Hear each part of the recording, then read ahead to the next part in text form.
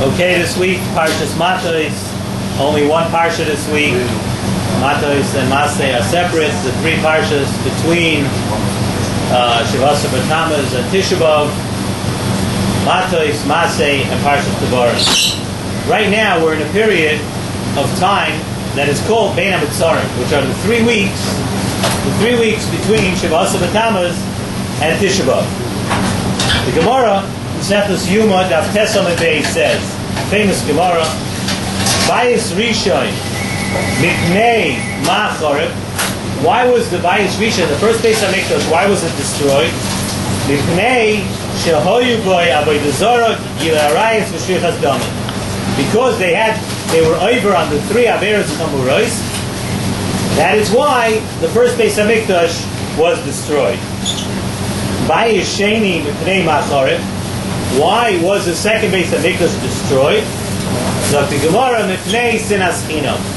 The second Beis HaMikdash was destroyed because of Sinas Chinam. The Siva Shalom on Inyoni Bein HaMitzarim asked the following kasha: why is it that by Bayis Rishon, where they were over the Gimel Averos Chamuros, the Golus was for a finite period of time? It was for a period of 70 years. And they knew it would be for 70 years, and it was for 70 years. And there they were over the 3 Averos Chamuros. By the second Beis HaMikdash, where all they technically were over was the lav, not that we're making light of being over a lav, but they were over a lav of Sinas Chinam. And because of that Sinas Chinam, we still don't know when the Golus will end. And we've been davening for the Geula for almost 2,000 years. We've suffered inquisitions, holocausts, pogroms, everything throughout these 2,000 years, and still we have no idea when this Golus is going to end, all because of the lav of Sinas Chinam. So what's Pshat? How come the first Beis HaMikdash, it was so finite, it was for 70 years, and they were over unbelievably tremendous Averos, and for the second Beis HaMikdash, we're still suffering in that Golus almost 2,000 years, not even knowing when this Golus might end. So it's brought down in the Torah Sa'avis from the Friedrich Islam Rebbe that there's a reason for this. I'm going to read you another Gemara. The Gemara says, B'Sechta Rosh Hashanah, Daf Yudches Amar Aleph. The Pasuk says, which we're going to lay in soon, a couple of weeks, Mi Kashem Alekeinu B'chol Kor'enu Elav. That's one Pasuk. In other words, whenever you want to call to Hashem, then you can call out to Hashem. There's another pasuk which we laned a couple of days ago on SSSS Parshas. We'll lane it also on Tisha B'Av by Mincha. We lane it on every Tainus by Mincha. The pasuk says, "Dirshu Hashem b'hi motzai." When could you seek out Hashem? When could you find Hashem? B'hi motzai, when He's available, when HaKadosh Baruch Hu is there. So how do we reconcile those two pasukim? One pasuk says, the pasuk in the Torah, that whenever you want to find Hashem, you go out there, Mik Hashem L'keinu B'chol Kareinu Elav. Anybody could call Him, and He's always available. And then we have another pasuk that says, Dirshu Hashem B'hi Motzai. The only time that you can really get to HaKadosh Baruch Hu is when He's available, when He's close to us. When HaKadosh Baruch Hu is not close to us, then it must be that HaKadosh Baruch Hu is not available. So which one is it? So we can answer that there's a difference here. One of them is talking about a yochid. The pasuk of Mik Hashem Elokeinu B'chol Kor'enu Elav is talking about what? That's a rabbin. A rabbin has a special schus that when you act as a rabbin, when you are a rabbin, when you're a tzibur, whenever you want to come close to HaKadosh Baruch Hu, you have that opportunity. However, somebody who is a yochid, somebody who separates himself from a tzibur, he's one person on his own. He's Dirshu Hashem B'hi Motzai. That's talking about HaKadosh Baruch Hu is available to you when? He's available to you only when HaKadosh Baruch Hu is right there. So that's the answer to that question. By the Bayis Rishon, whatever they did, and they did Averos Chamuros, they did the Gimel Averos Chamuros. By the Bayis Rishon, one thing they still had though, they may have been over the Averos, but they still had achdus. They were still close to each other. They still were in a matzav of what? B'chol Kareinu Elav. And therefore, they were zeicha to a geula after 70 years. they were zeicha to a finite golus. They were zeicha to a golus that lasted a certain amount of time, and then they had the geula. However, by the Bayis Sheni, there was sinas chinam. By sinas chinam, they became a yochid. They were split apart. And once you're a yochid, you can only reach HaKadosh Baruch Hu bihi matzai. And when is bihi matzai? When we only make a tikkun gamor. When in this golus we fix up everything that we did wrong, that the Beis HaMikdash was destroyed. That's the only time there's going to be. That's the only time that we're going to be able to have a matzav of bihi matzai. Only if there's a complete tikkun. And when is that? Only if we deserve it. The pasuk says there's a riot to this. It brings a very interesting riot in the Siva Shalom. The pasuk says in last week's parsha, by the Benois Tzlavcha, who had no brothers, they wanted to get a chelik in Eretz Yisrael, so they asked the following: Lama Yigor Hashem Avinu Mimishpachtoi. Why should our father, because he didn't have any sons, why should he be any less than somebody who did have sons? We also want a chelik in Eretz Yisrael. Zok Nesiva Shalom, a beautiful drush on this pasuk. He says, when is HaKadosh Baruch Hu considered Avinu? Lama Yigor Hashem Avinu Mimishpachtoi.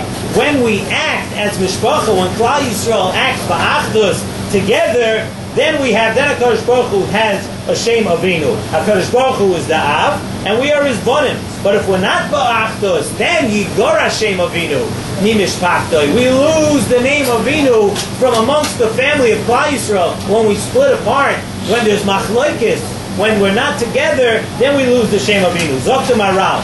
Maral says a beautiful thing here. Maral says in the Sefer Netzach Yisrael, in Perek Yud Aleph, he said that like this, since Klal Yisrael, we know that Klal Yisrael really has a Shem Bonim. We're always called Bonim Atem L'Shem Alekeichem. The Torah calls us Bonim, right? Since we have a Shem Bonim, and the ultimate goal of the Yidden of Klal Yisrael is to be Bonim to Klal Yisrael, Zok the Maral and Netzach Yisrael, that the Yetzer Hara has one goal. His goal is that we should never make it to this matzav of Bonim.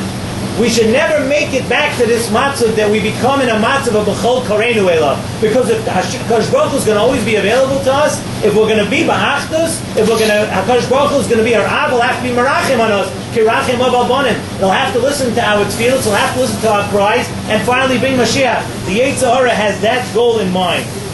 By us continuing, by us being involved, and by the world being involved, and Klal Yisrael, unfortunately, being involved in so much machloikis, we're playing right into the hands of the Yetzer Hara.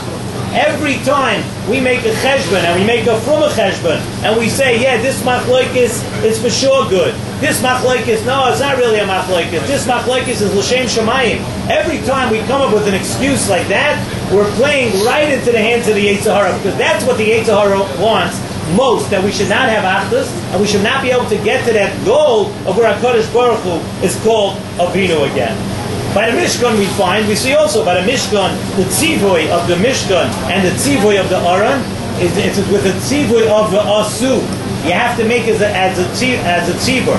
Everything has to be together. In order to have a Beis HaMikdash, in order to have the Aron, and by those two things it says, Asu. You need only through the Koyach HaRabim are we able to have the Torah, and are we able to have the Beis HaMikdash.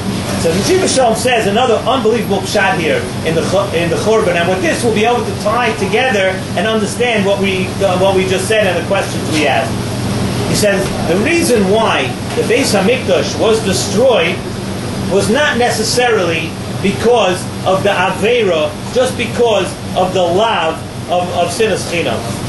It could be that if we just were over the lav of Sinas Chinam, maybe we wouldn't have been punished just from the Siva Shalom.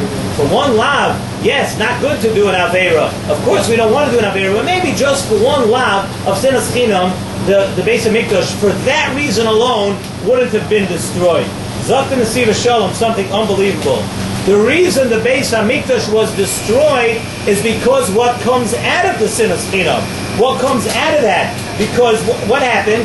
Now we're not connected to HaKadosh Baruch Hu anymore. When we have Sinas Chinam, we don't have a relationship, an Av and a Ben. If we don't have the relationship with HaKadosh Baruch Hu, once that's gone, then the Beis HaMikdash had to be Nechrav Memela. Not necessarily because we were over a lav. The reason the Beis HaMikdash was destroyed is because by having machlokes, by breaking apart, by having sinas chinam, we destroyed the connection between us and HaKadosh Baruch Hu. If we destroy that connection, there's no reason for a Beis HaMikdash. The Beis HaMikdash cannot exist. So when we say, everybody knows the famous memra, which you'll hear many times in the next 3 weeks, and hopefully it won't be 3 complete weeks. Hopefully Mashiach will come before then. Hopefully we'll stop machlokes and we'll be able to be zocheh to that. Kol shlei nivna Beis HaMikdash biyamav. Right? If the Beis HaMikdash is not built in your days, ki'ilu nechrab biyamav. If the Beis HaMikdash is not built this year, it's as if the Beis HaMikdash was destroyed this year. So what's the reason? Because when we continue in machlokes, when we continue with sinas chinam, when we look at another yid, no, he's not as good as us, and we say lashon hara about other yidden, what's happening? We're keeping the Yetzer Hara alive. We're keeping the spirit alive, and by keeping it alive, now we understand very well why it's as if we destroyed it. Because the minute we have that connection, the minute we have the achdus, the minute we have the avas chinam, we'll have a tikkun, and we'll have everything together, and a Moshe will have to be merachim on us, kirachim albanim.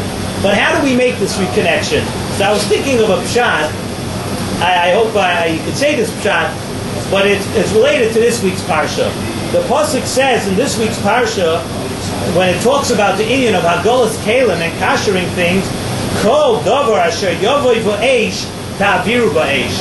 We learned that when you want to kasher something, you have to kasher it in the same way that you made it treif.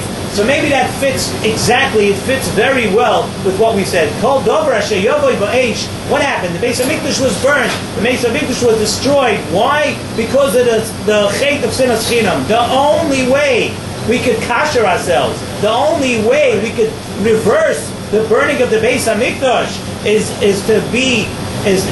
ba'esh, is that we should have the same kind of fire and the same kind of drive for avas chinam, the same kind of drive to have achdus, to be friendly, to not speak lashon hara, to be that every yid there should be avas chaverim, there should be ava amongst Klal Yisrael. So we have this time of the year, of course, it's very the eyes of Rebbeinu Shalom are on us especially. This is the time of the year that we're coming up to the day of Tisha B'Av again, and Rebbeinu Shalom wants to see, are we going to change? Are we finally going to stop with this machlokes? Are we going to give him a reason to act as our Father and take us out of Golus again?